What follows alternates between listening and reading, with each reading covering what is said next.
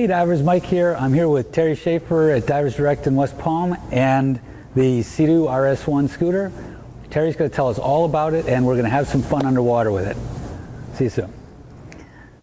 The SEADOO RS1 scooter is one of the most economical and fast scooters out on the market today. It goes about 4.5 miles an hour, does have 3 speeds, a little slightly negatively buoyant, weighs about 20 pounds, so not heavy at all, and it has a lithium-ion battery. To get it to start, basically you just pull down the start switch, green light comes on indicating a fully charged battery, and you have some thumb controls. You push both of the thumb controls down, and by pumping your right thumb, you get the scooter to go the different speeds. Releasing both buttons is going to stop the scooter as well. There are some ballasts in the back that you can either use or not use. Very simple to remove, just to keep it a little bit negative. And easy to charge. In the old days, when you were using scooters, you had to have a pump, get the battery pod out, all of this, and today it's so easy. All you have to do is take the nose cone off. There's a vent plug right here. You're just gonna undo the vent plug. So really, this is the only O-ring that you need to worry about and maintain at all times. There's an actual O-ring down inside of the vent plug. So you're just gonna inspect that, make sure that it looks good. You can use a little bit of silicone grease on that as well. But the charger just plugs right into the top of the unit. You're going to put this in the wall. Super easy to charge. If it's fully discharged, it takes about 7 hours to charge it fully. There is a quick charge time. It takes a couple of hours to get a half charge. Once the battery is charged, you have a 90-minute run time. Obviously this would last you at least through 2 dives. You're not going to run it the entire time. And like I said, it does have variable speeds, and the top speed is about 4.5 miles an hour. Enough to carry a fully grown man outfitted with scuba gear, definitely. The thing about lithium-ion batteries is that you don't want to store it in the heat. So your best bet is to store it in air conditioning, and you'll extend the life of your battery. Maintenance on it, super easy. You just want to make sure your vent plug with the O-ring is always maintained properly and sealed before you put it in the water, and also while you're cleaning it. And then once you're cleaning it, it's just fresh water. Rinse thoroughly.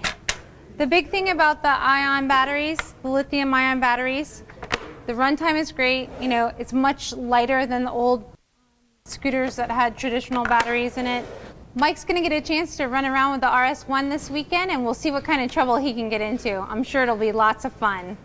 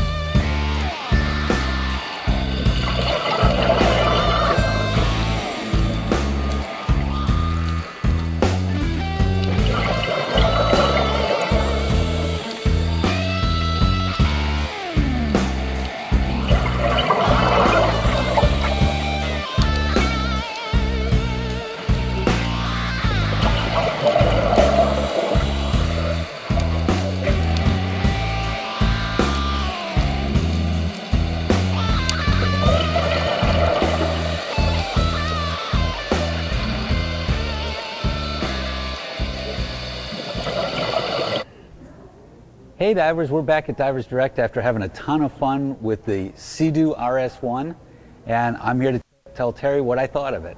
And the answer is, loved it. Had a ton of fun with this scooter. It's got 3 speeds, it's got some great applications, especially in this area in Palm Beach where there's a decent amount of current. And in actuality, we were testing it in about a 2.5 knot current, which is pretty healthy. The things that I really like about this, first and foremost, I carried this back into the store along with all my camera gear, my laptop, the charger bag, and a couple of other things under my arms. So it's very easy to carry, very portable, 21 pounds. For that 21 pounds, it packs a lot of punch. It's got 3 speeds, so depending on what you're doing, if you're diving with other divers, and just feel like hanging out and towing behind the scooter, you can do that in first speed, and maybe even second speed if you're with Speedy Gonzalez divers. The third speed will take you against a decent current. It takes you cross current, does a lot of things. The application I can see for it, for me personally, is catching lobsters, because a lot of times it's tough to go side to side when you're in a current and get to those holes that you know there's lobsters in. You just know it, and that's usually because you can't get there, so that's why you know that there's lobsters there. You can cover a lot of ground. That's right. The next thing I really like about the scooter is that for somebody with limited mobility, this is perfect. And every year, more and more people with limited mobility are getting into the water.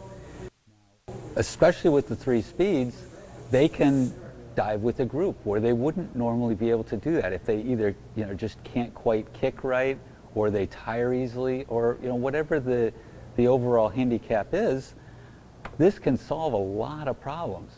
And so in that circumstance, it gives a lot of freedom to people who might not otherwise have it. So that gets a big thumbs up with me. With this scooter, it's very easy to charge. As Terry showed you at the beginning of this video, you just take the top off and plug it in. Well, you have to unscrew a cap, but it's real easy. And so I charged it up the night before the dive and just slapped it back together in a couple of minutes. It was ready to go. Got to the dive boat, no muss, no fuss. It was easy to carry to the boat. I strapped it to a pole. It wasn't in anybody's way because it's very compact. And when we got down there, no big thing. It's just slightly negative with the weight system that's on it right now. And with that, I was actually able to swim with it off.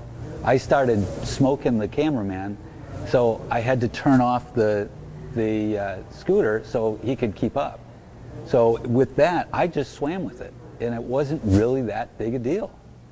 Real easy. So when you're not using it, you can just sort of hold on to it. And when you are using it, it does what it's supposed to do. How much more can you ask than that? So at the end of the day, I really liked it. I think it's a great scooter and a great value for the money too. So go get it. Awesome.